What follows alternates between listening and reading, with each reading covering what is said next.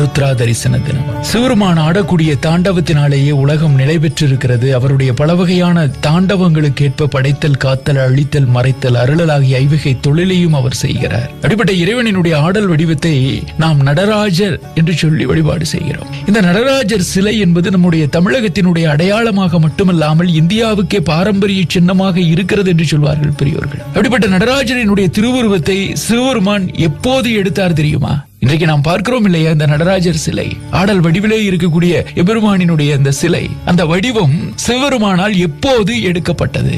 பல காலங்கள் முன்பாக தாருகாவனத்து முனிவர்கள் தமக்கு நிகர் எவருமே இல்லை என்கிற தருக்கோடு செருக்கோடு இருந்த சமயத்துல அவர்களினுடைய ஆணவத்தை அழிக்க திருவுளம் கொண்ட சிவபெருமான் பிச்சாடரர் கோலத்துல அங்கே செல்லுகிறார், தாருகாவனம் செல்லுகிறார். அவரை மதிக்காமல் விரட்டி இருக்கிறார்கள் முனிவர்கள். அவர்கள் தான் அப்படியே செருக்கோடு இருக்கிறார்களே, வந்திருப்பது இறைவன் என்று கூட தெரியாமல் விரட்டுகிறார்கள். அவர்களினுடைய மாயை நீக்க அவர்களுடைய வீட்டு பெண்களை தன் மாயையால் கட்டுவித்தாராம் இறைவன். அதனால் ஆத்திரமடைந்த அடியார்கள் வேள்வி தீயிலிருந்து மத யானை, மான், தீப்பிழம்பு, முயலகன் என்று அசுரன் ஆகியவற்றை எல்லாம் தோற்றுவித்து சிவபெருமான் மேல் ஏவி இருக்கிறார்கள். அவர்களினுடைய அறியாமையை கண்டு சிரித்த பிச்சாடன மூர்த்தி யானையை இல்லாது செய்து அதன் தோலை ஆடையாக உடுத்திக் கொள்கிறார். தீயையும் மானையையும் கைகளில ஏந்துகிறார். வலக்காலால் முயலகனை மிதித்து இடக்காலை தூக்கி களிநடனம் புரிகிறார். இந்த காட்சியை கண்ட முனிவர்களுக்கு ஞானம் பிறக்க அவர்கள் சிவருமானே அனைத்துக்கும் முதன்மையானவர் என்று உணர்ந்து திருந்தி இருக்கிறார்கள். தவறை உணர்ந்து திருந்தியவர்களை இறைவன் மன்னித்திருக்கிறார். அந்த சமயத்தில்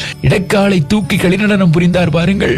அந்த காட்சிதான் சிவருமான் நடராஜராக மாறிய காட்சி. அந்த காட்சியை கண்டு முனிவர்களுக்கு ஞானம் பிறந்திருக்கிறது. சிவருமானே அனைத்துக்கும் முதன்மையானவர் என்று உணர்ந்து திருந்தி இருக்கிறார்கள். அந்த சம்பவம் மார்கழி மாத திருவாதிரை நட்சத்திர நாளொன்றிலே நடைபெற்றது. திருவாதிரைக்கு ஆருத்ரா என்பது வடமொழி பெயர். அதன் காரணமாக தாருகாவன ரிஷிகள் தங்களுக்கு ஞானம் வந்த தினத்தை ஆருத்ரா தரிசனம் என்கிற பெயரில சிவருமானுக்கு சிறப்பு அபிஷேக ஆராதனைகள் செய்யக்கூடிய வழக்கத்தை ஏற்படுத்தி இருக்கிறார்கள். ஸ்ரீ ஆண்டாள் திருப்பாவையில மார்கழி நீராட நம்மை இப்படி அழைக்கிறார். குத்து விளக்கெரிய கோட்டுக்கால் கட்டில் மேல் என்கிற பாடலில் சயன அறையில குத்துவிளக்கு ஒளிபரப்பிக் கொண்டிருக்கிறது.